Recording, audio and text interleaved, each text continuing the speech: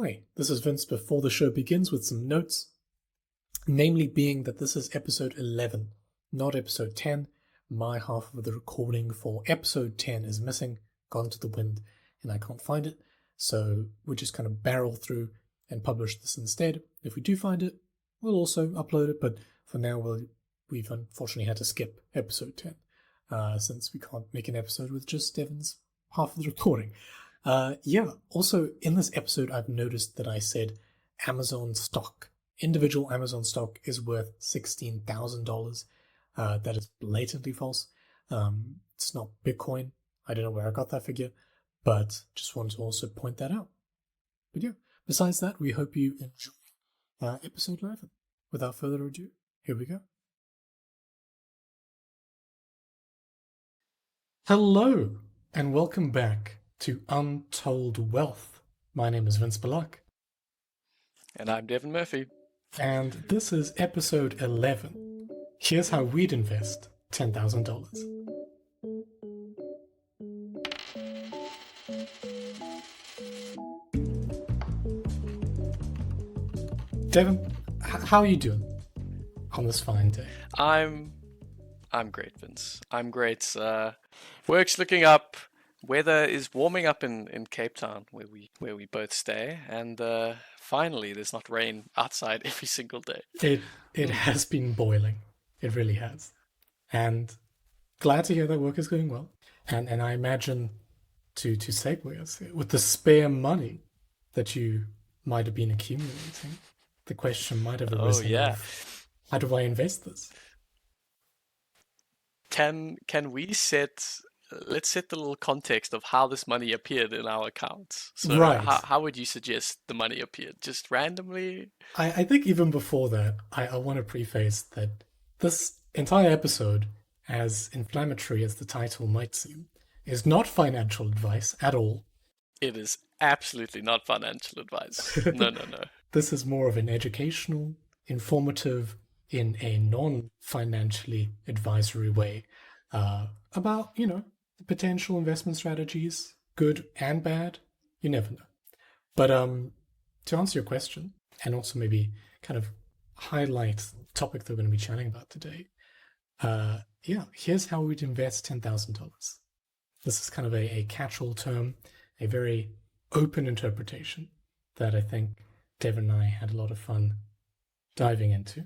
And I don't know what Devon's brought to the table, but I'm very excited to hear. And yeah, I don't really know or really care how this $10,000 got into our respective bank accounts, hypothetically, but I'm very curious to see where it goes. Do you want to give a little teaser of what you have brought to the table? Anything to hook the viewers or listeners? Yeah, I have the most non-hook-worthy segment. I actually just genuinely wanted to chat about, in real terms, as a real person, when you come into money, what do you do such that you don't lose it, right? And I've gone through my own personal finance journey with this kind of thing. You slowly become financially dependent after university, or maybe earlier for some people, sometimes even later for others. But it's not like I know tricks, it's just I now know things, which is something, that's pretty awesome. But I definitely don't know everything. So that's kind of what I'm going to be chatting about. Something down to earth, nothing too spicy. We've had our spicy episodes. Let's just talk about let's just talk about some realistic ways that you're not going to lose money and hopefully gain a little bit. I'm very much looking forward to that. But before we chat about responsible ways of potentially investing your money, I'll just jump right into mine. And it took a little while to find exactly what I was looking for, but I was actually thinking about this topic quite a while before we're now recording it. And the thing that sparked it initially was just browsing on the internet, on YouTube and Google and things like that, because I feel right now the internet is filled with a lot of unsolicited investment advice. Whether it's like a guy in their garage trying to sell their lifestyle to you, or one quick trip or one quick tip to conquer the stock market. I feel like I've been bombarded by ads of people offering ways to invest money successfully. And one of the latest iterations that I've seen is the use of artificial intelligence, AI, for investing. I think it's not an understatement that at the beginning of this year, 2023, the world was taken by AI fever. A lot of people were clamoring to use language models like ChatGPT to see how it can help them in their daily lives. And from my side, kind of a more personal tangent, working in content marketing and SEO, everyone was kind of terrified that we'd suddenly lose our jobs and be replaced. And that seems to have died down just a little. I'm not seeing as many fear-mongering headlines about people losing their jobs. But the idea of AI being used in our lives has definitely become more prevalent, with other models popping up like Google's Bard, Bing Chat, and Snapchat's My AI, which is very creepy if you have seen any of the conversations that it puts out. But of course, in addition to Wait, Snapchat has an AI? I yeah, didn't know that. it's called My AI, and it's some of the conversations that people have posted having with it are very ominous because it knows the weather in your location, but when you ask it like how it knows, it's like, I don't have access to your location. You must be mistaken. And it uses emojis, which is even more creepy because they're just out of Oh context, my like word. skulls or whatever.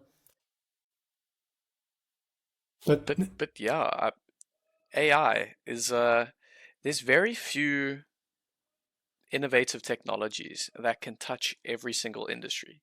And I know we're in such an interconnected world. If you find one way to manufacture a microchip, a little bit more efficiently, it will have knock-on effects to pretty much every industry, right?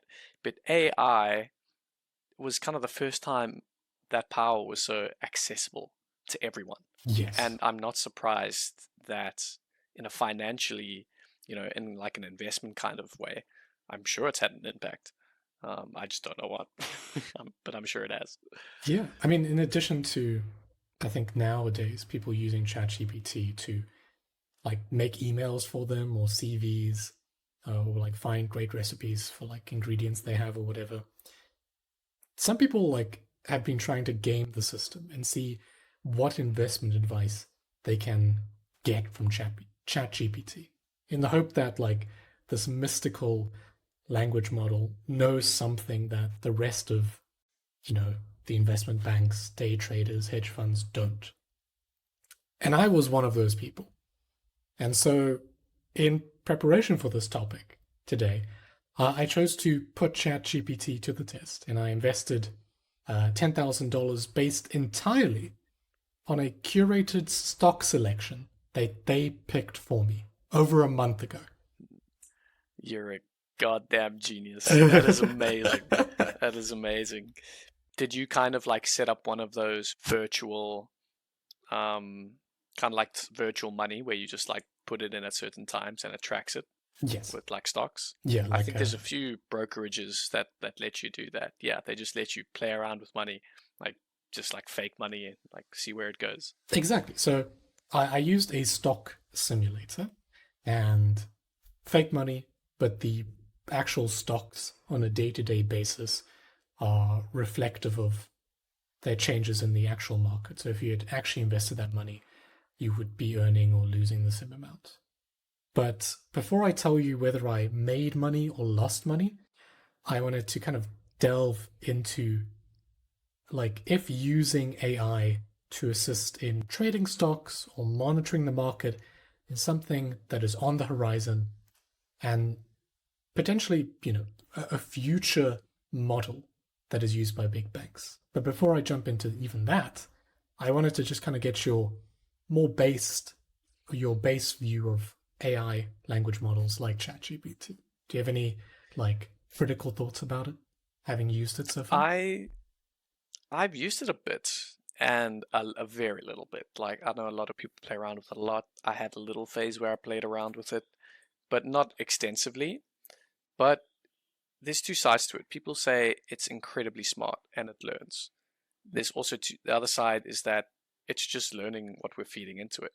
How can it really be smarter than, the combined efforts of all the humans that are kind of, progressing its like learning model, I suppose. Yeah. And so this makes me think that this probably didn't go well for you, but that's only because when humans invest and pick their own kind of stocks to choose and invest in, it doesn't go well. But I think we'll probably, at least I'll touch on that a bit later. But Okay. I even saw, like, there was a YouTuber that had a goldfish choose between two stocks randomly each day, and it outperformed Yes. r/Wall Street bets. Yeah, like what the top r/Wall Street bets, portfolio pick for that day. He invested that into like a fake money, and then he had a goldfish choose between two random, stocks, and the goldfish ended up beating out Wall Street bets. So this can go any way. Like, yeah. Absolutely. Don't have any other unique insights into AI. I think everyone's chatted about it so long. That's true. Our audience probably knows more than me, to be honest. I think the stock market being this kind of almost mystical thing where it seems as though, your success or failures are almost random if you're not educated about it, or even if you are educated about it, can be super volatile and unpredictable in most cases, leads people to going to sometimes extreme measures like consulting a language model for their investment advice. But unsurprisingly, since it's like massive growth in popularity, there's been some data gathered about AI bots like ChatGPT and how they could potentially be applied to investment, finance, and everything in between. The sentiment, however, from like the general populace is surprisingly quite optimistic. There was a study of about 2,000 Americans conducted by the Motley Fool that asked various questions about ChatGPT and whether or not, they'd use it for financial advice. And believe it or not, 47% of people responding to the survey have said that they have used ChatGPT for investing advice. And almost 70%, 69% of those 2,000 people have claimed to be open to using AI in the future for their investments. Out of that 2,000 people, those who fell into the high income bracket, 77% of those people have said that they've actively used AI bots like ChatGPT for investment recommendations, which I can't believe it. is pretty wild. Really? I mean, that's those 2,000 people, and that's almost the bare minimum of a significant sample size. But if you I take, don't know, 2,000 people is a lot. Like, that is not a small amount of people. I know there's bigger studies, but yes, that is, that's a fairly sized study. You're looking at some meaningful results. It varies between how meaningful, but that's a lot of people. fair. And I think if you look at the fact that at the height of its popularity, ChatGPT had over about like 1.8 billion visits in May of 2023. You could wonder how many of those visitors potentially consulted ChatGPT for financial advice in hopes of beating the market, getting good returns. And at the initial onset, like taking this study into consideration and my own overview of sorts, I didn't really think that ChatGPT or these kind of AI language models could at all be a viable option besides potentially learning about financial concepts. Like, I thought there's no way that they could be used for investment advice and succeed. But apparently I was quite wrong, because it seems AI is way more prevalent than I gave it credit for. For example, the market intelligence specialists, market makers, took another survey based on the 50 top hedge fund managers in London. And out of that 50, 45 of them claimed that they were using some sort of AI to achieve their portfolio returns. And in fact, one of the AI engineers said, and I quote, AI excels at one thing humans do poorly. That is pattern recognition. There would be no need to spend hours researching which currencies or stocks to trade. AI would decide everything for you, freeing up valuable time. It could reduce any human biases in investing. Any thoughts on that quote?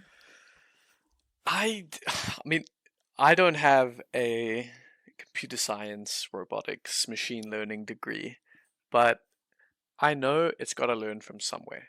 And I get that it has this insane pattern recognition ability. That totally makes sense, right? It's looking at data and it's simply analyzing trends. Yeah. But the trends have to come from somewhere. Some human input has to feed it at some point. Maybe it's just better at, compiling them because it has more than one human being would, right? That's kind of a big advantage that it has as well. It's not just looking at one input. It's not interviewing one dude to see what they would pick. It's looking at performance, it's looking at what other people have inputted into it, whether by like querying or its own database fed to it by its engineers. Yes. And then it's doing its own thing. So, I mean, it makes sense, but 45 out of the top 50, or I'm not too sure if you said top 50 hedge funds, but top 50. Any hedge fund is going to be big. Top 50. 45 of them have said they use it. Exactly. And yeah, I would have put my bet towards what you were just saying earlier. I would have probably said, yeah, there's no way people are taking it seriously. Like maybe they looked it up and then like decided whether to use it or not, but yeah, that's quite scary. It really it's is. implying they're using it. And to instill fear into you even further, JP Morgan Chase has recently bought the trademark for Index GPT, which they want to launch in about 2026, 2027, around there. And apparently they're going to be using it for financial investment in the field of securities, funds, financial affairs, and monetary affairs, which is basically everything from as far as I can tell.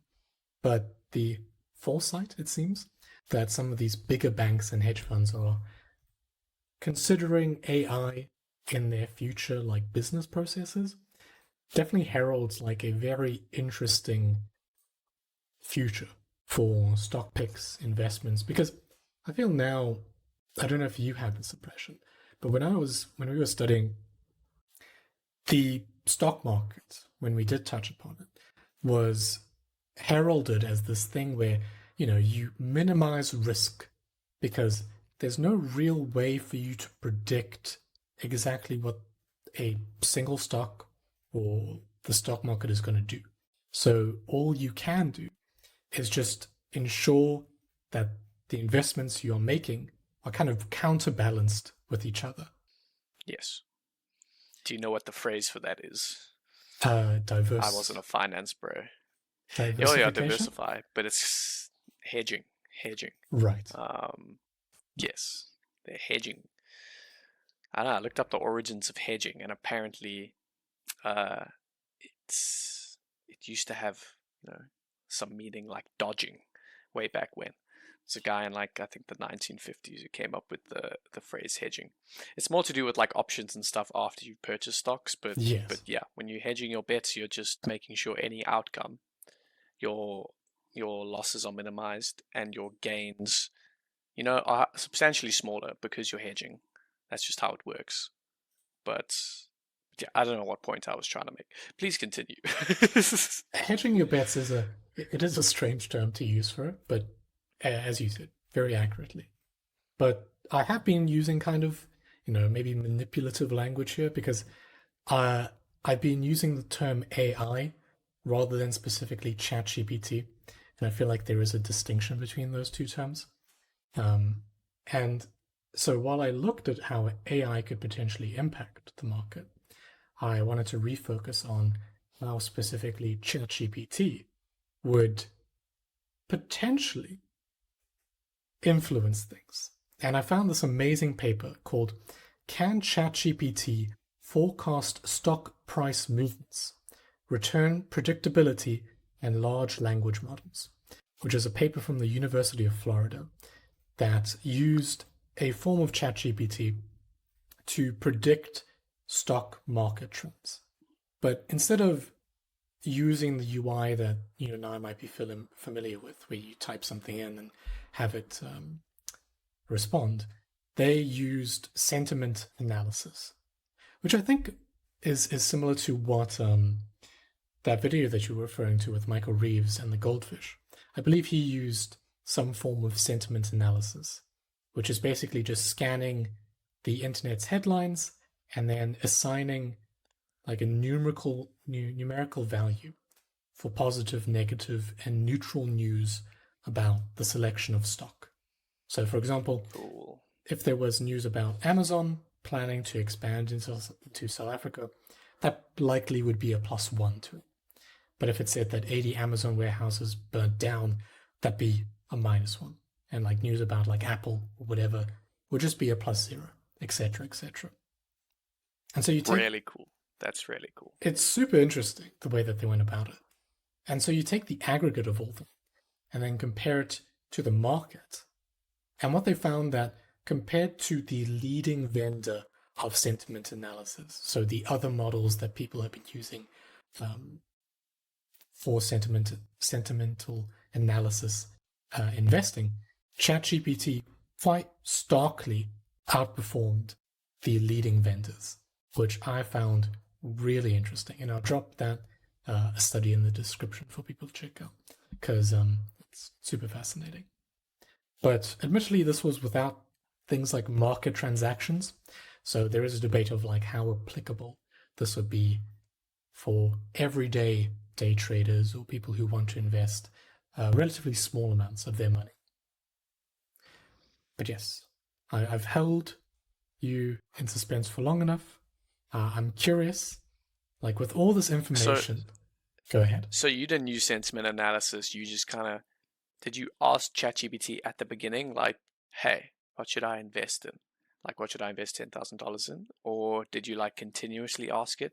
It was quite the process. Like what was your methodology? So at first, I don't have the paid version of ChatGPT. So it was telling me that it can't provide me investment advice. So I had to kind of... Just like us. We can't do that too. I engaged in a bit of role play with ChatGPT. And then through a bit of wordplay and role play, it gave me a list of stocks. More specifically, I asked it, I want kind of putting my mind in the potential person who would come to ChatGPT for investment advice. I asked it to give me stocks that have a little bit higher risk than normal, but potentially higher reward as well, to make that kind of quick cash. But I am curious with all this information that I've given you and your own sentiment, if you were a betting man, out of the investments that I've made a month ago, do you think I'm up or down, and by how much? That's the $10,000 question. It really is. Gosh. Can you tell me some things it invested in, or is that cheating? I will give me tell some you things. one of the holdings that I have. It's Okay. Virgin Galactic Holdings. Virgin Galactic. I haven't heard that. I haven't heard that in a while. Don't know how Richard Branson is doing nowadays. I haven't seen any news articles about Virgin Galactic. Tells me nothing. But that's such a weird. That actually does tell me a little bit. That's like spacefaring, man. Yes. Like, I don't know if there's much of a market for that right now, at least.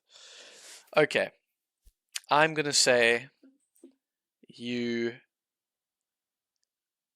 came out middling to made a small loss. Okay. That's what I'm gonna say. Middling to a small loss, like Nothing you're going to be too upset about. Go put it in a savings account and you would have made more money. How about that? There we go. I made quite a substantial loss on my investment. Oh, I yeah. I made about I invested 10,000 and I got back about like I lost $1,500 more or less. No, that's not good. And the That's time not frame great. you said was? Uh, just literally a day over a month, so about a month. No, that's really bad. That's very, very bad. I And it's not like there was a big bear run or anything recently. It no, was pretty middling for the past, I would say, month. it's Maybe a got little bit down towards the end. Like yeah. there was some key market indicators like Nvidia was up recently as well, but no, it should not have performed that badly. No, Market was not the cause of that. I mean I'll keep it around for a while just to see how it goes because currently I'm up $300 on today, which is pretty fantastic. But overall, I'm down quite badly. And to He's down bad. Of course he's down bad. my stock portfolio is a mixture of electric vehicle companies. There's some blockchain companies there, like Block Inc., Coinbase. There's obviously Virgin Galactic Holdings, as I previously mentioned. There's a few strange kind of um, software companies. I'm just looking at them now. Yeah, there's a pretty broad range, but very much centered on quite speculative markets, I'd say. Electric vehicles, blockchain, as you said, rockets and things like that. At least markets that aren't as established as others that it could have chosen. But But yeah, that makes sense because those are like the headline grabbers, you know. These are very I mean, you think like a year ago. I don't know when the machine learning was trained, but like these were the areas in the fields that were kind of dominating. Electric vehicles were on the rise, cryptocurrency. You know, Jeff Bezos went to space, and this whole space war has kind of taken off between SpaceX, Virgin Galactic, and I can't remember what Amazon's competitor was. So yeah, speculative is a good word that you use. Like that's, I you don't know. know, There's kind of a train of thought that it had. this might be a very inaccurate representation of its abilities because the more that I think about it, ChatGPT 3.5, which is like the free version that everyone gets to use, I think it's like memory, or at least the data that it's been trained upon, is either limited to before and including 2021 or 2019 or something like that.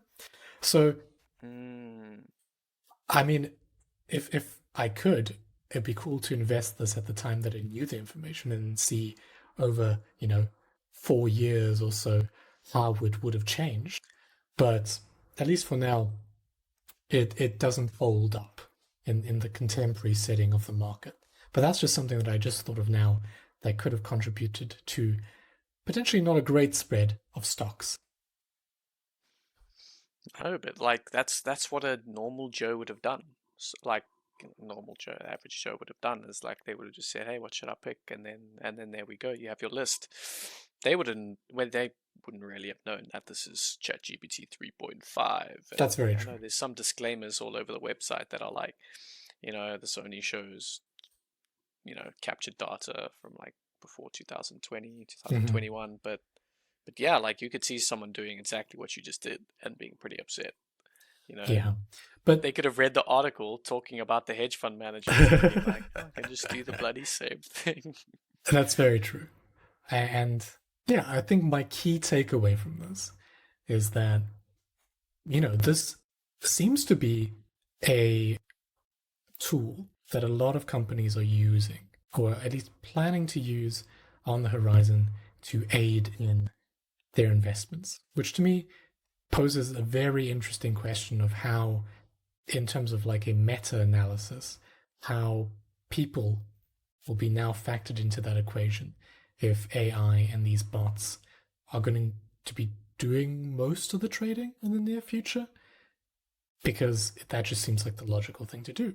But at least right now, it seems to still be in this kind of growing pains portion of its lifespan. So while I invested 10,000 of my hard-earned hypothetical dollars into ChatGPT and its potential wisdom, I don't recommend you do so right now. Um, but yeah, that's all that I researched for this topic, and I'm very excited to hear a bit more of a, you know, a realistic approach.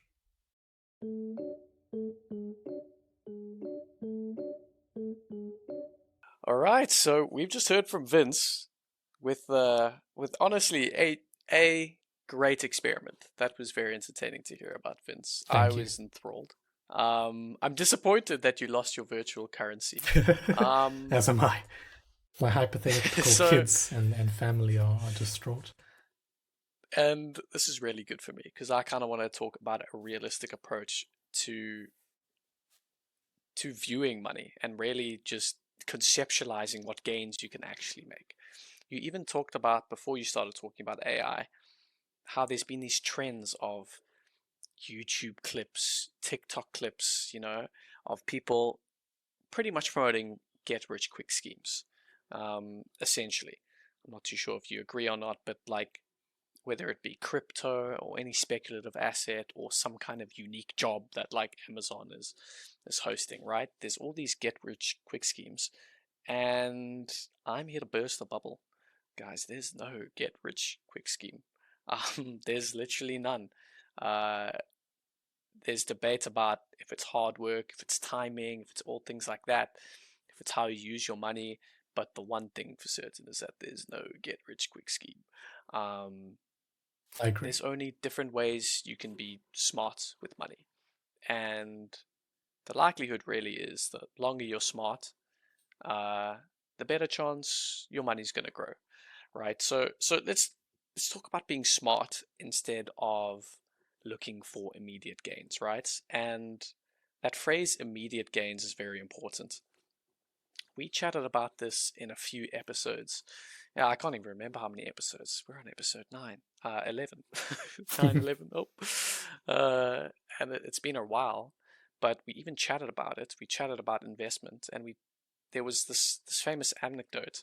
I didn't even bring it up, but I'm going to bring it up again.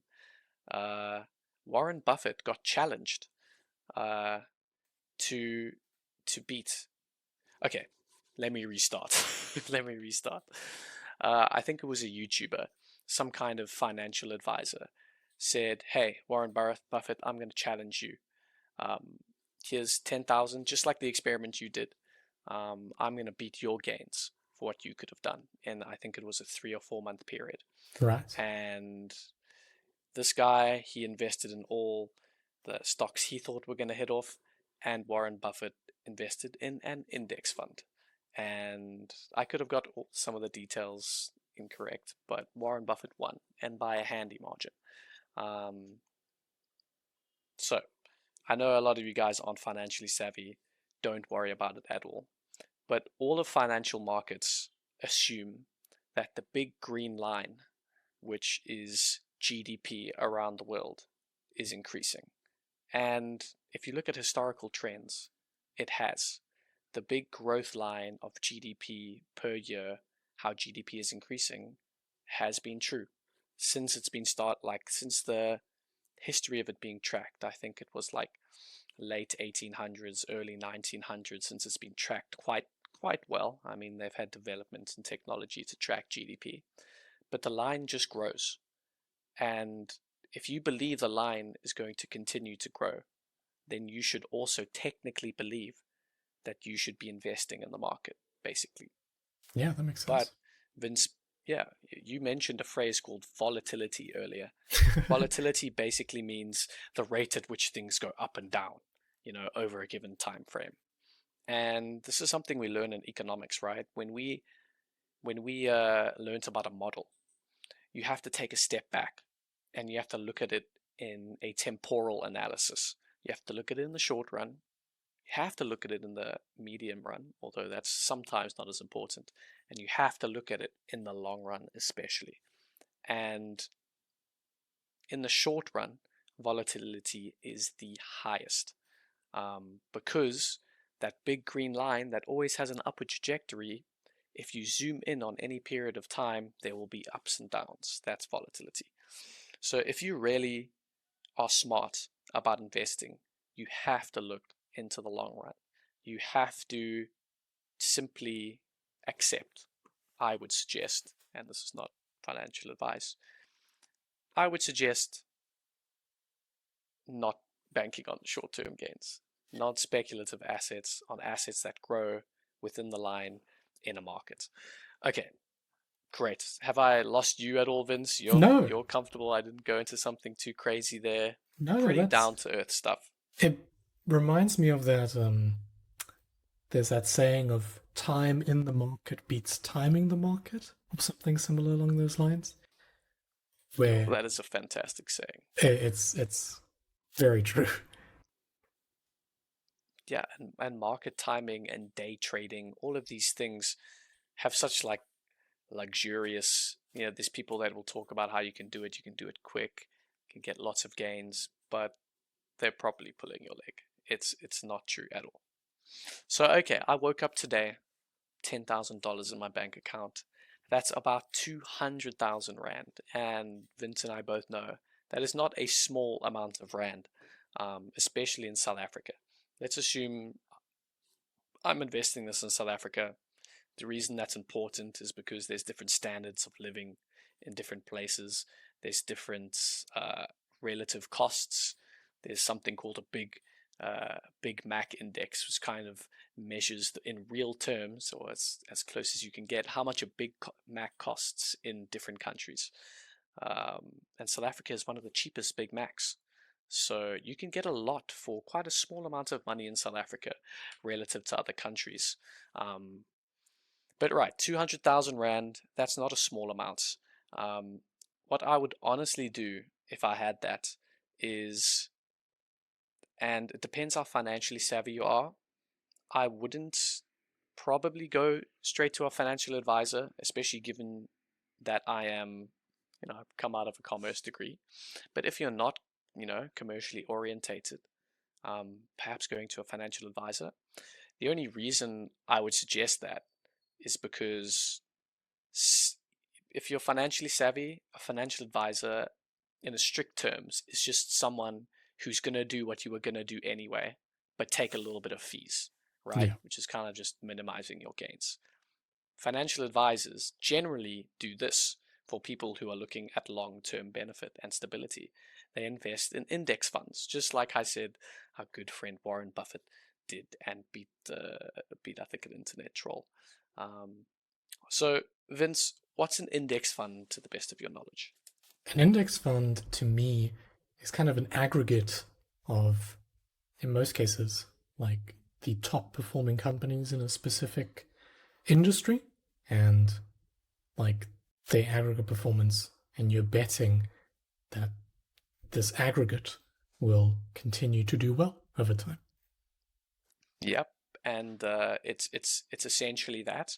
The only difference is it doesn't have to be the top performing companies in an industry. It can be any segment of an industry in your predefined model, right?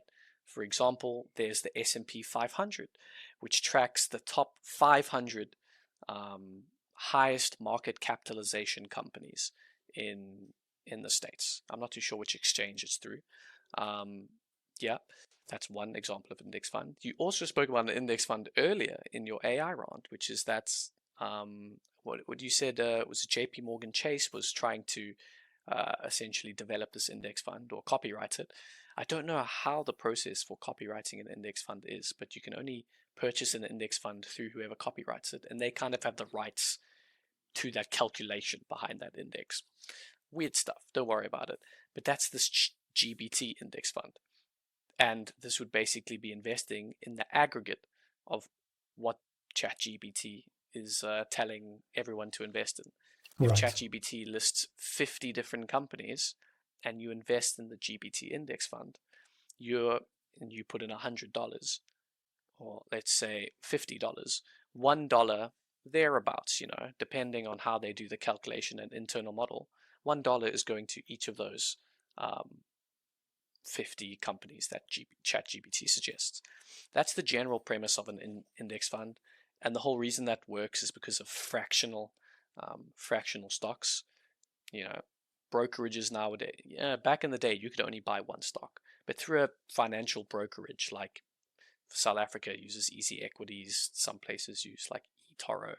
It doesn't really matter. They let you purchase a stock fractionally, which never used to exist in the past.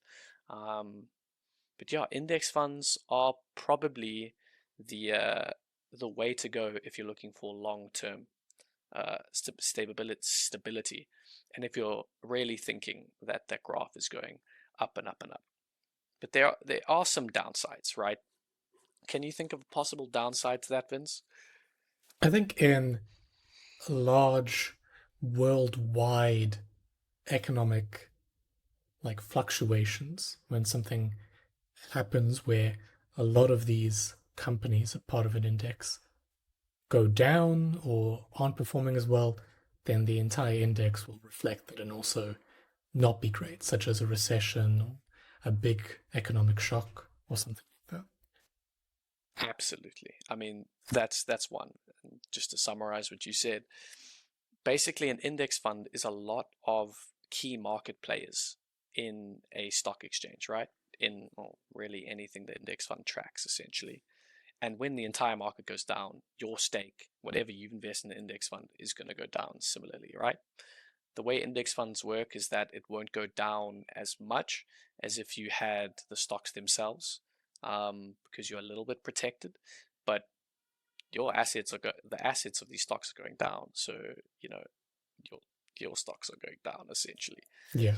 Another downside is that sometimes the entire market is performing well. Like all of the assets in this index are actually going up except one. But if you're in an index fund and you're tracking that index, you can't kind of leave out the one poor performing company out of the 50 companies the index is tracking. Whereas if you have an actively managed fund like some financial advisors do, they can cut out immediately the underperforming company and replace it, or just not replace it and divvy up the new equity among other companies. Yeah, so that's interesting. There's trade-offs to everything in economics and finance, right? Yeah. But if you have an active managed fund, like I just said, the fees will be higher. You can't just go to any brokerage and say, hey, can I have this index fund, and expect them not to be charging fees. And that's only for a passive one. And passive means it's just done automatically via calculation. If it's an active fund, it means there's someone managing the fund, presumably a team of people managing the fund, and they have to get paid salaries, and that company has to make a little bit more money because they're actively putting resources to manage it, right? So yeah, I mean that's honestly that's my honest opinion, is I'd go for some kind of index fund. Additionally, I would probably put it in a retirement annuity, then put that into some kind of skeleton / index fund, because how retirement annuities work, at least in South Africa, if you don't know, is that you get tax returns from any income you put into a retirement annuity, which is really cool. And that's just something you have to think about when you have money, is tax implications of what you're doing. Yeah.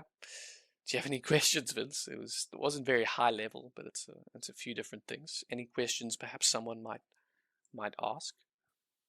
I think it's as unsexy as it might be, I think it's a super important thing to know.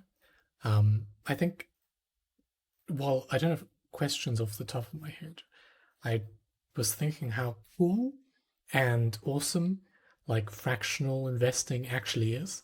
Because yeah, as you said, years ago, if you wanted to invest into like Amazon, you needed to shore up the $16,000 or whatever it is to pay for that singular stock in Amazon.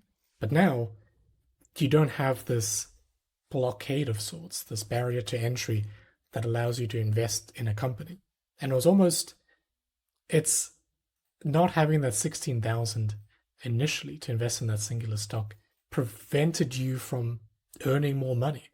So the fact that like now anyone can invest any amount of money, whether it's 10 Rand or $5 or whatever the amount is, and still see some returns over time if you're not constantly pulling it in and out of the Mm, stock market.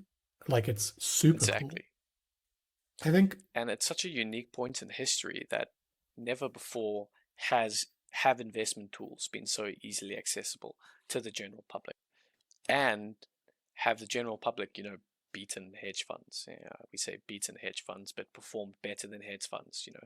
I mean, the GameStop arc a good few years right. ago was prime example of that. Um, how people really, sentiment drives value, and people are a little bit sentimental, and people can invest in whatever they want now. So that should determine value, essentially. That's true.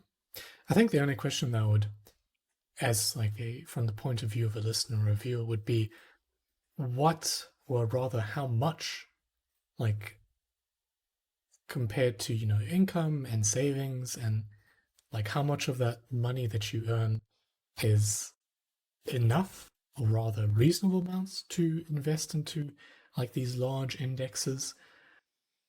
Where do you start? I mean, that's a great question. So this is a cop-out answer, but everyone has their own risk preference, right? We even chatted about it. And something I learned in like high school from my accounting teacher, believe it or not, was like there's risk averse people and there's risky people. And they are both like human beings. They're both good people. They just like different things. Neither of them is bad investment strategy. Neither of them is a good investment strategy. There's just like objectively what they prefer. And sometimes what they prefer pans out better than what another person does. It sounds weird, but that's just how it goes. So the trade-offs to putting stuff in investment funds only, and maybe I should have made myself clear. I mean, I probably wouldn't put everything in an investment fund and an index fund rather. I'd definitely diversify it a little bit because it's a little bit riskier than a savings account. And savings accounts nowadays aren't terrible, especially in South Africa.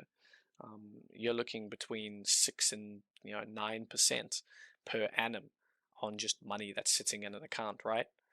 That's that's sometimes a bit more than what an index fund is, right? The trade-off is that index funds have the potential to be much more, especially over a long portion of time.